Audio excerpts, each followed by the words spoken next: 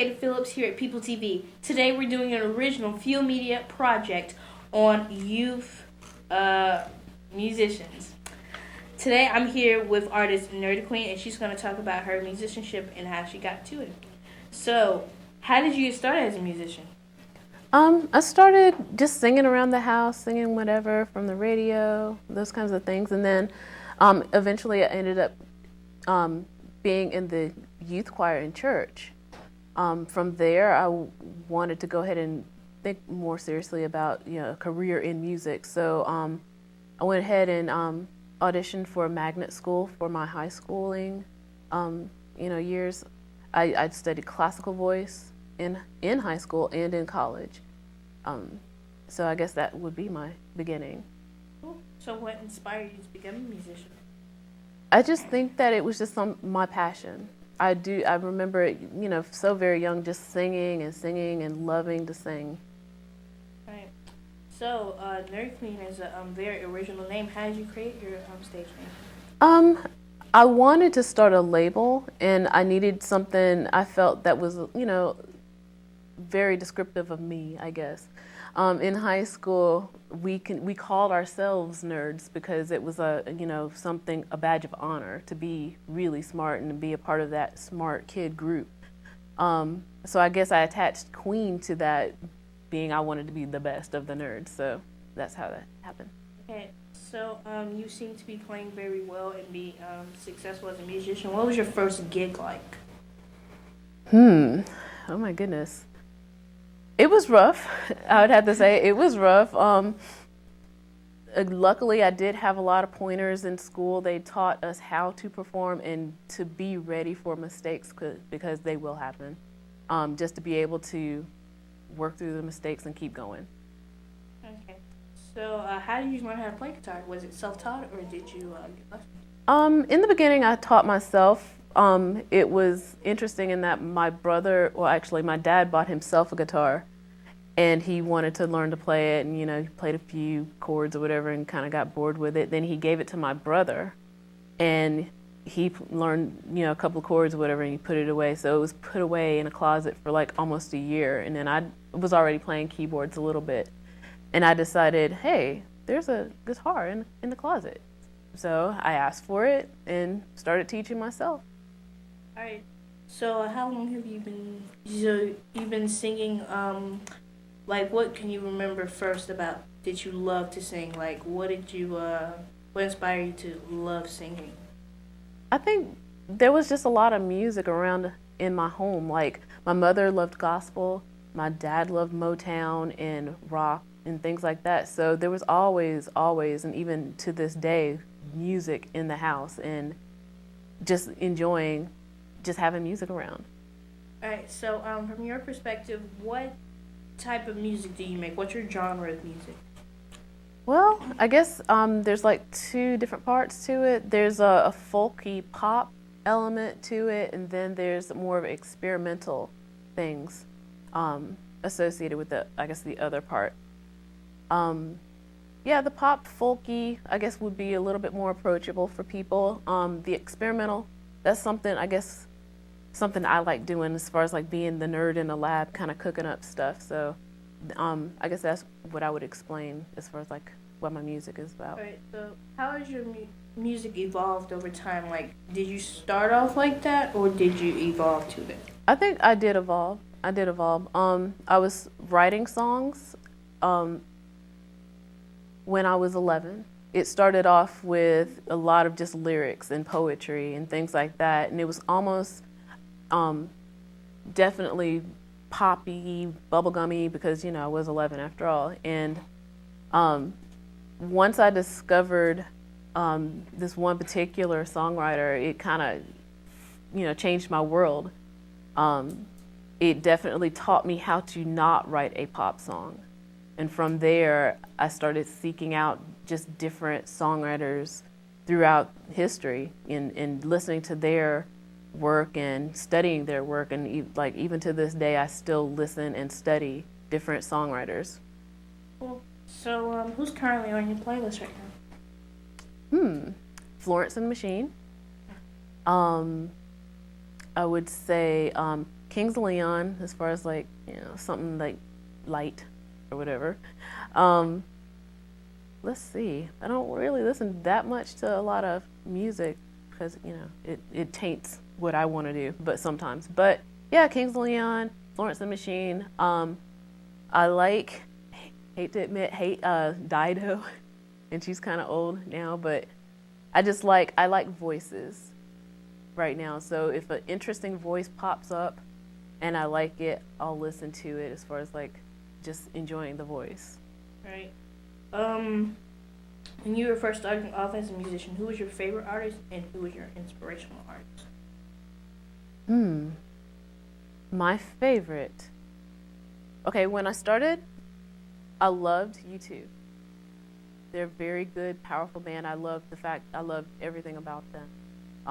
The musicianship, the songwriting, how they have like a very distinctive sound. I enjoyed that a lot. So it was like all in one for me. But then when it came to influential, I'd say John Lennon, and he was the artist who, once I heard his music, I was like, oh my gosh, this is so much more than what I was listening to before. So I would say U2 as far as like what I enjoyed and what I liked. John Lennon for the influence. So, how verse?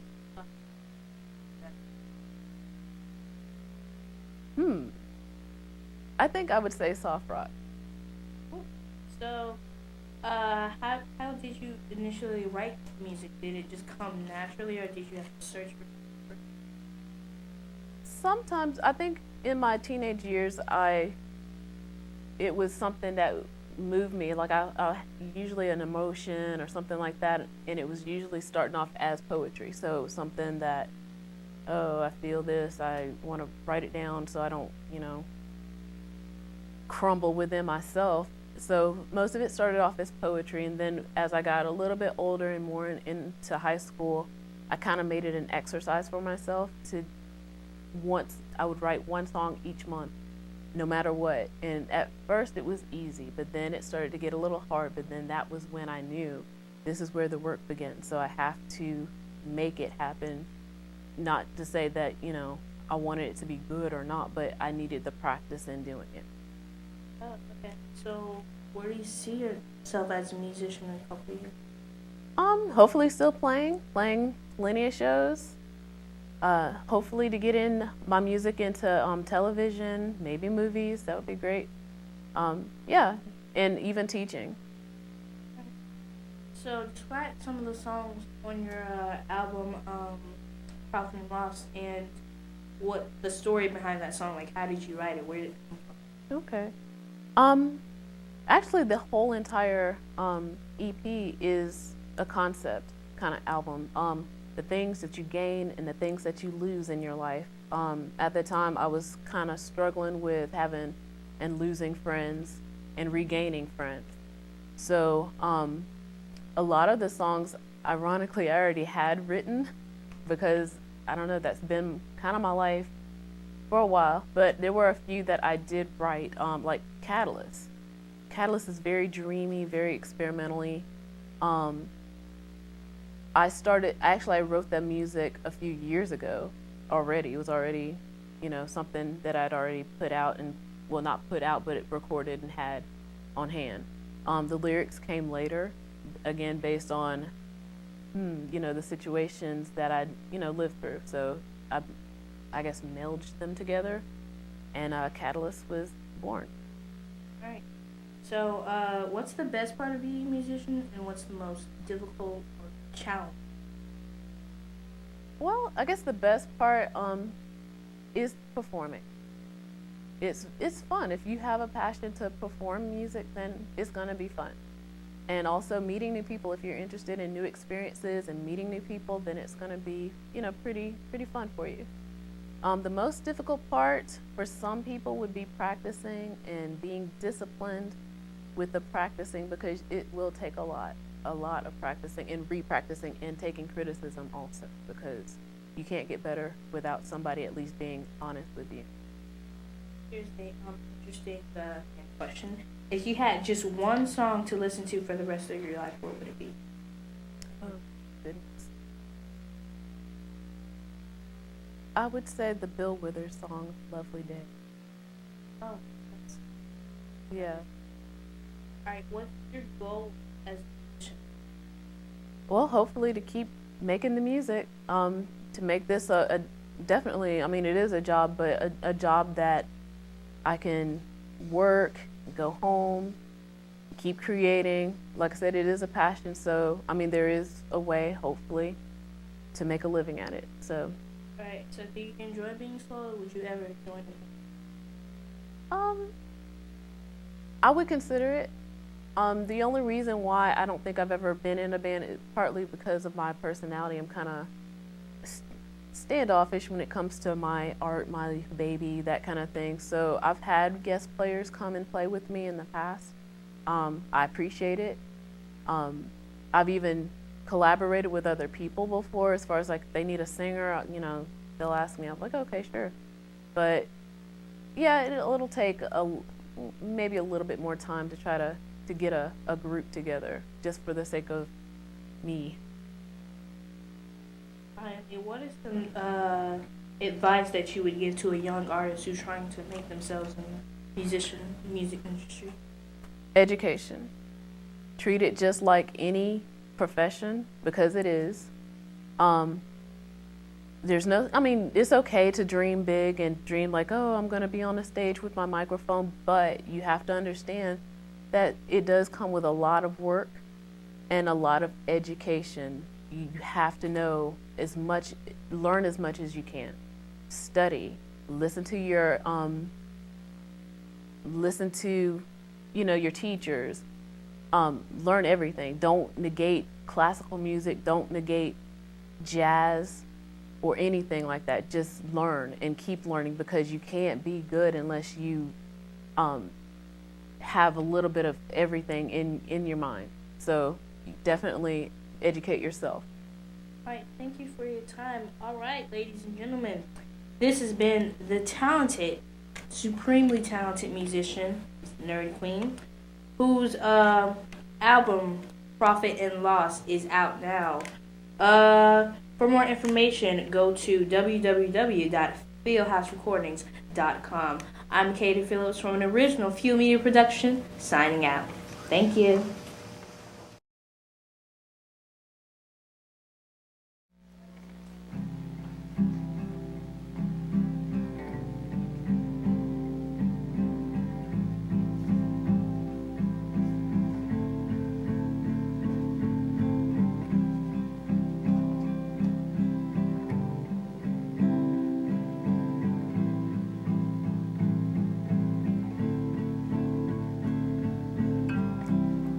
Wanted to be vicious and strike out like you.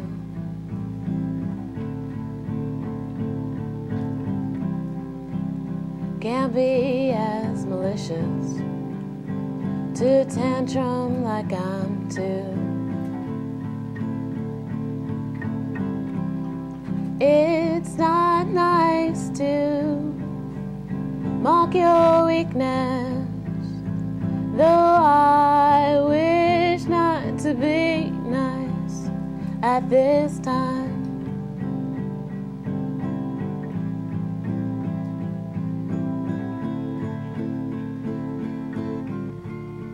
Your capacity cannot measure to my taste.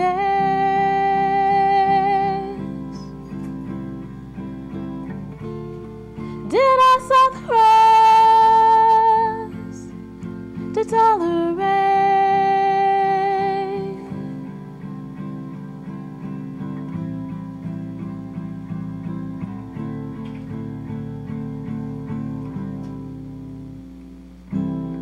Don't be confused. Nobody hurts you like you do. Those twists and turns can't baffle the fear that brews. Sweat and blood is a price we pay to gain. So your whimpering doesn't thrill me out.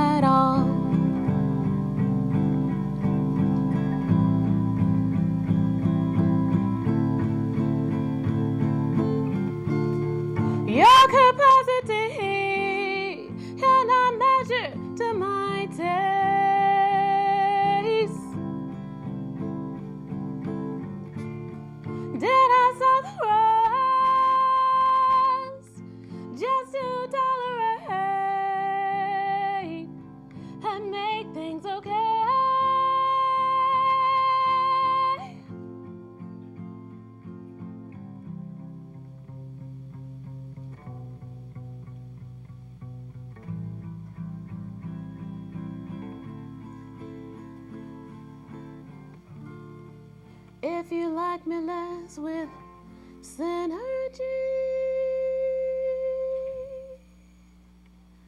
well then we can't be friends.